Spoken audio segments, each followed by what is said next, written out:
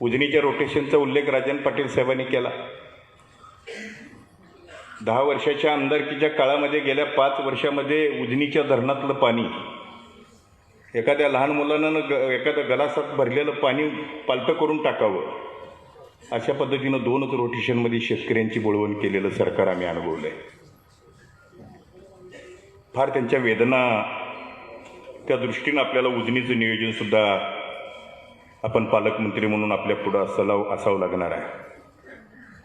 अनेक दुष्काळी योजना या जिल्ह्यामध्ये अपुऱ्या आहेत. सुडाचं राजकारण म्हणून त्या योजनांना निधी दिला गेला नाही आणि साहेबांनी त्या पद्धतीचं आश्वासन दिलेलं आहे. आपण पालकमंत्री म्हणून मी तुम्हाला एक पत्र दिले, वित्तमंत्र्यांना दिले. आमच्या जिल्ह्यातल्या वस्तुविपाता मतदारसंघातल्या काही योजना आहेत त्याला अनुशेषामधनं वगळून राज्यपालांना मान्यता दिलेली असताना सुद्धा त्याला पैसे दिले नाहीत. हायकोर्टाच्या 2 खंडपीठानं निर्णयसुद्धा दिला त्यांच्या बाजूनी, तरी सरकारनं दिलं नाही. विद्युत इन्फ्रा 2चं काम अजितदादा ऊर्जा मंत्री असताना फार मोठ्या प्रमाणात होतं, पण काही कॉन्ट्रॅक्टरच पळून गेले आणि ह्या सरकारनं डुंकूनही त्या लोकांच्याकडे बघितलं नाही. म्हणून ग्रामीण भागामध्ये ॲडिशनल ट्रान्सफॉर्मरच्या बाबतीत फार मोठी आणि 11-12 वर्ष झालं कनेक्शन नाही शेतकऱ्यांना आणि त्याच्यामुळं मग लोकांनी शेवटी आकडा टाकून लाईट घेतली. डाव्या हाताने चालावं कायदा आहे, झाड पडल्यावर काय झाडावरनं गाडी घालतं काय, आणि म्हणून त्याच्यासाठी लोकांनी त्यांच्या सोयीसाठी शेतीत जिवंत राहिलं पाहिजे. प्रसंगानं मधीच भाऊ वेगळे राहतात आणि म्हणून त्याला जर एका भावाला जर लाईटचा हिस्सा गेला तर दुसऱ्याला मिळत नाही आणि म्हणून त्या लाईटची कनेक्शन देण्याच्या बाबतीत फार मोठं उद्या DPDC आम्ही तो विषय मांडेल. नदीला बॅरेजेसच्या बाबतीत आवश्यकता आहे, कारण सोलापूरला स्वतंत्र ह्या शहरासाठी पाईपलाईन प्यायला दिलीच पाहिजे. ती देत असताना त्याच्यासाठी सोलापूर शहराला फक्त अख्ख्या वर्षभरामध्ये अर्धा TMC पाणी लागतं प्यायला आणि त्याच्यासाठी जवळपास 20-22 TMC पाणी आम्ही नदीतनं वाया घालवतो. पण काही जणांचा समज आहे की शेतकऱ्यांच्यासाठी ती जाते, पण काही वेळेला कर्नाटकातल्या लोकांना त्याचा फायदा होतोय. म्हणून जर बॅरेजेस झाले तर दोन्ही कामं होणार आहेत आणि स्वतंत्रपणे सोलापूरची लाईन या गोष्टीसुद्धा पालकमंत्री महोदय आपल्या पुढं आहेत. पंढरपूर विकास प्राधिकरण मागं राहिलेलं आहे, तेही तुमच्या पुढं ते मांडलेलं आहे. तुम्ही निश्चितपणाने त्यामध्ये लक्ष घालाल. बसवेश्वराच्या स्मारकाचं गेली 5 वर्ष नुसत्या घोषणा केल्या या सरकारनं.